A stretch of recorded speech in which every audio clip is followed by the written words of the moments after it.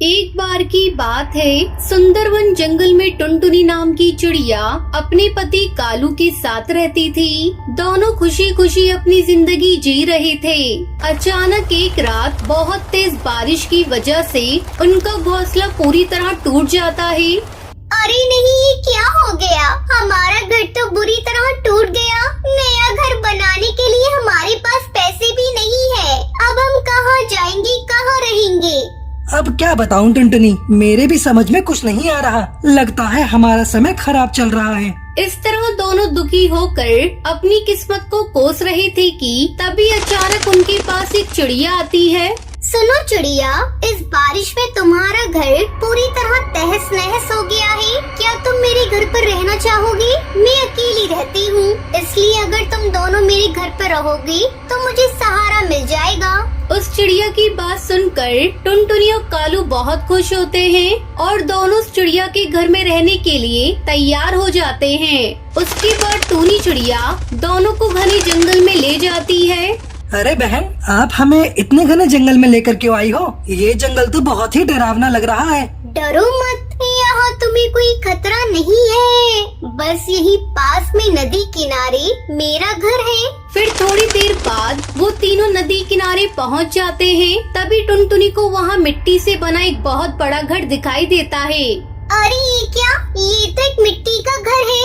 यहाँ रहने में बहुत मजा आएगा। कालू भी मिट्टी से बने घर को देखकर बहुत खुश होता है और अपनी पत्नी के साथ वहाँ रहना शुरू कर देता है।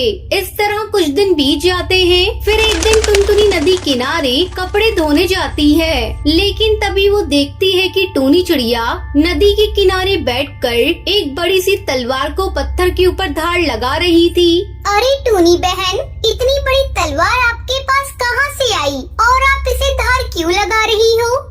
टुनटुनी, मैं इस तलवार से लकड़ियाँ काटती हूँ, लेकिन लकड़ियाँ तो पक्षी कुल्हाड़ी से काटते हैं ना। नहीं नहीं टुनटुनी, मुझे तो तलवार से लकड़ियाँ काटने की आदत है। अच्छा, अब मैं चलती हूँ। आज मुझे जंगल से बहुत सारी लकड़ियाँ काटनी है। इतना कहकर टोनी अपनी तलवार उठाकर वहाँ से चली जाती है। फिर अगले दिन, सुनो, मुझे यहाँ बहुत डर लग रहा है। कल वो टूनी नदी के किनारे बैठकर तलवार को धार लगा रही थी। अरे तो इसमें घबराने की क्या बात है? तुम तो छोटी छोटी बातों से डर जाती हो। हमें इतना अच्छा घर रहने के लिए मिला है और तुम हो कि बेकार की बातों को लेकर बैठी हो। इस तरह कालू टुनटुनी को समझा बुझा कर शांत कर देता है। लेकिन फिर एक रात टुनटुनी अपनी खिड़की से देखती है कि भूतिया टूनी चिड़िया की आत्मा पक्षियों को मारकर उनका खून पी रही थी। मजा आ गया। कितने दिनों से मैं अपना शिकार नहीं कर पा रही थी।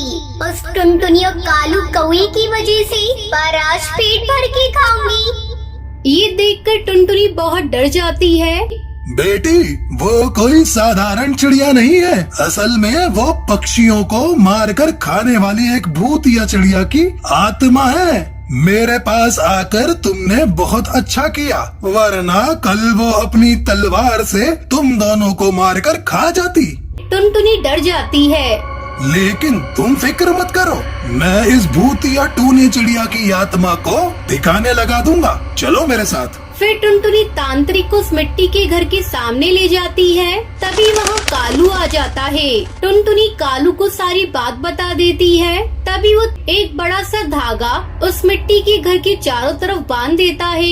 लेकिन भूतिया टूनी चिड़िया की आत्मा देख लेती है और फौरन अपने असली रूप में आ जाती है। लेकिन वो जैसे ही घर के बाहर निकलने की कोशिश करती है, तभी वहाँ चारों तरफ आग जलने लग जाती है।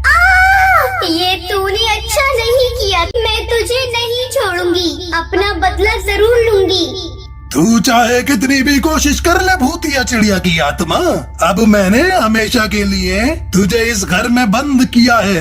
अब तू कभी यहाँ से बाहर नहीं निकल सकती। ये देख टुनटुनी और कालू कौआ राहत की सांस लेते हैं और उसके बाद वो उन दोनों को अपने घर ले जाता है। फिर टुनटुनी और कालू खुशी खुशी तांत्रिक बाबा के घर में रहने लगते हैं। तो दोस्तों, इस कहानी से हमें ये सीख मिलती है कि दुनिया में मीठी मीठी बातें करके लोगों को फंसाने वाले धोखेबाजों की कमी नहीं है। इसलिए हमें कभी भी बिना सोचे समझे किसी अजनबी की बातों में नहीं आना चाहिए।